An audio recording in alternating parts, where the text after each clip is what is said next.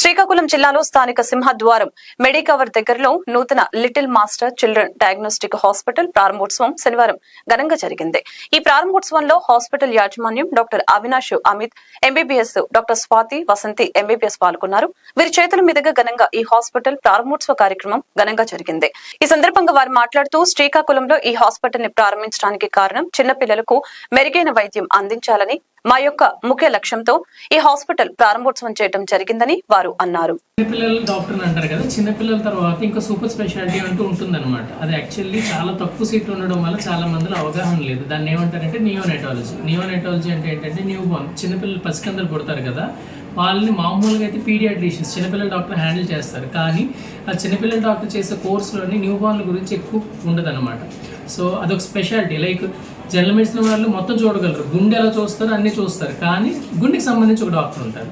అలాగా నియోనెటాలజీ అంటే న్యూ బోర్న్కి సంబంధించిన పురిటిలో పుట్టిన పిల్లలు.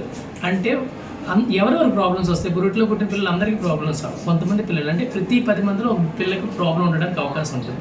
మీరు చూసే ఉంటారు, మీ చిన్నప్పుడు మీ తాతలకో లేకపోతే మీ తండ్రులకో 8 మంది పిల్లలు పుట్టారు, 4 పోయారు, 3 పోయారు అని అంటూ ఉంటారు. రీజన్ ఏంటంటే అప్పుడు కేర్ సరిగ్గా ఉండకపోవడం వల్ల ఒకటి. రెండోది ఏంటంటే ఈ మధ్యకాలంలో 8 మందిని 6 కనే ఓపిక ఎవరికీ లేదు. 1-2 పిల్లలతో, అది కూడా ఈ మధ్యకాలంలో ఇన్ఫెర్టిలిటీ పెరగడం వల్ల ఏమవుతుందంటే రోజు రోజుకి నెలలు నిండగడం కన్నా ముందు పిల్లలు పడుతున్నారు. దానికి పిల్లల్లో కొంత ప్రాబ్లం ఉండడం, లేదంటే ఇన్ఫెర్టిలిటీ ప్రాబ్లం అవ్వడం, లేదంటే తల్లుల్లో బీపీఓ షుగర్ కంట్రోల్ లేకపోవడం వల్ల ఏమవుతుందనంటే పిల్లలు తొందరగా పుడుతున్నారు. తొందరగా పుట్టారు అంటే వాళ్ళు దేనికి ఇంకా ఏమి అవ్వదు, వాళ్ళు డెవలప్ అవ్వరు అని అపోహ ఉండేది.